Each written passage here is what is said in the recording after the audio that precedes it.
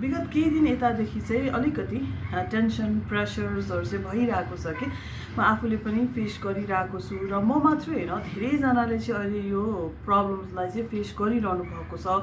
Not only me हैन किन भनेर भन्दाखेरि चाहिँ because of this middle east war यसले गर्दाखेरि चाहिँ धेरै देशहरू प्रभावित भएको छ हैन र देश प्रभावित हुने बित्तिकै के हुन्छ भन्दाखेरि त्यहाँको जनता त्यहाँको काम हैन त्यहाँको सबै चिज के हुन्छ भन्दाखेरि प्रभावित हुन्छ र यही प्रभावित हुने कुरामा चाहिँ हाम्रो ट्राभल एन्ड टुरिज्ममा पनि यसको चाहिँ असर देखिरहेको छ कि मैले आफूले पर्सनली पनि फेस गरेँ जस्तै कोभिडको टाइममा पनि हामीले चाहिँ एउटा भनौँ न यस्तो समय हामीले फेस गऱ्यौँ अब पुरा विश्व नै त्यसबाट प्रभावित भएको थियो त्यसमा पनि ट्राभल एन्ड टुरिज्म जुन यो सेक्टर छ यो एकदमै नमजाले चाहिँ तपाईँको के भएको थियो भन्दाखेरि अफेक्टेड भएको थियो कि र मलाई चाहिँ के लाग्छ भन्दा अब यस्तो भन्यो भनेर नभन्नु होला हैन ट्राभल एन्ड टुरिज्म भन्ने जुन यो हस्पिटालिटी इन्डस्ट्री अब यसै अन्तर्गत आउँछ हैन यो कुराहरू भनेको चाहिँ it's not a priority it's an option के यो चाहिँ तपाईँको बेसिक निड्समा परेन कि अहिले पनि गेस्टहरू जुन यो मिडल इस्ट हुँदै आउने गेस्टहरू हुनुहुन्छ हैन उहाँहरूले पनि आफ्नो ट्राभललाई सेफ सोच्नु भएन त्यहाँ ट्रान्जिट जसको थियो हैन त्यो ट्रान्जिटले गर्दाखेरि पनि र त्यहाँबाट आउँदाखेरि चाहिँ के हुन सक्छ भन्ने जुन एउटा चाहिँ आफू अनसेफ भइसके पछाडि मान्छेले के गर्यो भन्दा आफ्नो ट्राभललाई नै क्यान्सल गर्यो हो भने पछाडि यो चाहिँ जब सबै कुराहरू चाहिँ भनौँ न सेफ हुन्छ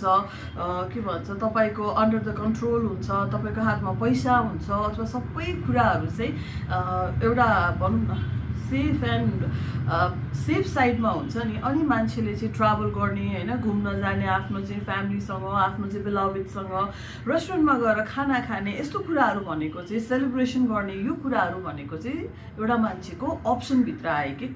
नट अ बेसिक निड्स यो गर्दिनँ भन्न पनि त पाइन्छ नि त हैन तर अब म दिनमा खानै खाँदिनँ एकचोटि त जसरी पनि खानु पर्यो बाँच्नको लागि हैन अब एडुकेसन भन्ने कुराहरू भयो हेल्थ भन्ने चिजहरू भयो यो भनेको चाहिँ मान्छेको बेसिक निड्समा आउँछ भने घुम्ने रमाइलो गर्ने हैन अब तपाईँको चाहिँ सेलिब्रेसन गर्ने यसो चिजहरू भनेको चाहिँ मान्छेको अप्सनमा आउँछ कि र यो अप्सन बिजनेसहरूले चाहिँ झन् बेसी चाहिँ के हुन्छ भन्दाखेरि यस्तो समस्याहरू चाहिँ भोग्नुपर्छ जुन मैले पनि अहिले फेस गरिरहेको छु र मैले अरूसँग पनि यसको बारेमा कुरा गरेँ हैन अब नट ओन्ली मी मैले अघि भनिहालेँ धेरै होटल लाइन्सहरूको चाहिँ बुकिङ्सहरू क्यान्सल भएको छ आउने गेस्टहरूले चाहिँ कसैले पोस्टपोन गर्नुभएको छ कसैले अमेन्ड गर्नुभएको छ हैन जस्तै अब 20 जना 25 जनाको ग्रुप थियो भने त्यो घटेर चाहिँ 7 जना 8 जनामा आइरहेको छ यो मार्च अप्रिलको बुकिङ छ भने एकैचोटि सरेर चाहिँ तपाईँको सेप्टेम्बर अक्टोबरतिर अथवा अर्को इयर पुगेको छ कतिले त फुल्ली क्यान्सल नै गर्नुभएको छ यसले गर्दा मैले पनि एकदम स्ट्रेसमा छु म हैन अब कसरी यो सबै चिजलाई चाहिँ म्यानेज गर्ने त भनेर पनि कुरा आउँछ कि अब गेस्टै नआइसके पछाडि सायद स्टाफ पनि धेरै देखिन्छ होला हैन अब यस्तो बेलामा सबैजनाको मनमा चाहिँ एउटा ढुकढुकी चाहिँ के छ भन्दाखेरि हाम्रो जबै सेफ हुन्छ कि हुँदैन भन्ने पनि कतिजनालाई चाहिँ हुँदो रहेछ कि हुनसक्छ अफेक्ट हुनसक्छ यो कुराले तर यस्तो बेलामा चाहिँ हामीले स्टाफलाई मोटिभेट गर्ने हो हैन हामीले चाहिँ स्टाफलाई चाहिँ के गर्ने हो भनेर भन्दाखेरि उनलाई चाहिँ सपोर्ट गर्ने हो के र एकले अर्कालाई सपोर्ट गर्ने भनेको नट फाइनेन्शियली मात्रै एउटा सपोर्ट हुँदैन है तिम्रो लागि म छु है मेरो लागि तिमी छौ है भनेर भन्ने पनि कोही छ भने त्यो पनि एउटा सपोर्ट हो हैन मान्छेलाई चाहिँ इमोसनल सपोर्ट पनि मान्छेले गर्न सक्छ हैन कसैलाई के चिज त्यहाँ जरुरी छ त्यो अनुसारले त्यसको सपोर्ट पनि मान्छेले गर्न सक्छ हैन सो अब स्टाफकै कुरा गर्दाखेरि चाहिँ हामीले स्टाफको चाहिँ जति पनि लिभ्सहरू छ एचआरसँग बसेर हेर्दाखेरि त्यो लिभ्सहरू चाहिँ यही टाइममा नै कटाउने हो कि हैन त्यो टाइममा कसरी हुन्छ अब आएको गेस्टलाई चाहिँ उहाँहरूलाई चाहिँ कस्तो एउटा क्वालिटी लेभलको चाहिँ सर्भिस अझै यो टाइममा चाहिँ हामीले के गर्न सक्छौँ भन्दाखेरि हाम्रो भित्र भएको चाहिँ जति पनि इम्प्रुभमेन्टहरू छ यही टाइममा गर्न सक्छौँ हैन नयाँ कुराहरू यही टाइममा चाहिँ क्रिएट गर्न सक्छौँ जस्तै रेस्टुरेन्टको लागि चाहिँ अफोर्डेबल प्याकेजेसहरू पनि गर्न सक्छौँ जस्तै मेरो गोरुको 12 टका भन्ने बानी हुन्छ कि कहिलेकाहीँ हैन घट्दै नघट्ने प्राइस त्यो भन्दा पनि बरु तपाईँ अहिले चाहिँ 2 रुपियाँ घटेर भनौँ न अलिकति पैसा घटेर मेरो भन्नुको अर्थ चाहिँ जस्तै तपाईँको रुमको चाहिँ 6000 रुपियाँ छ तपाईँले अहिले 5000 मा तपाईँले सेल गर्न सक्नुहुन्छ कुनै गेस्टले मागिरहनु भएको छ भने वाइ नट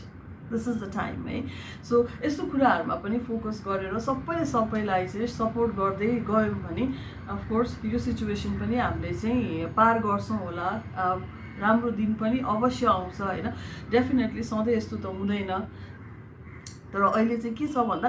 सबै हस्पिटालिटी इन्डस्ट्रीको मान्छेहरूको मुख चाहिँ दुखी छ क्या, एकदम निराश हुनुहुन्छ क्या सबैजना। म पनि निराश छु होइन। अब निराश छु भन्दैमा अब तपाईँको यस्तो गरेर बस्नु पनि भएन, आएको गेस्टहरूलाई वेलकम गर्नै पऱ्यो होइन, हाँस्नै पऱ्यो होइन। अब यो चाहिँ के हो भन्दाखेरि अब हाम्रो चाहिँ यो डेली जब्सको नै यस्तो छ कि। सो सिचुएसन यस्तै छ हेर्नु, पुरा मेरो त झन् हेर्नुहोस् यस्तो थियो मार्च र अप्रिल है, सबै चिज त्यही अनुसारले मैले प्लान गरिरहेको थिएँ, but at the end of the day यस्तो भइरहेको छ। अब सिचुएसनलाई त फेस गर्नै पर्यो, त्यही भएर सबैजना स्ट्रङ हौ, एकले अर्कालाई सपोर्ट गरौँ होइन। सो डेफिनेटली राम्रो दिन पनि आउँछ। So this much for today, love you all, see you on next video, bye by.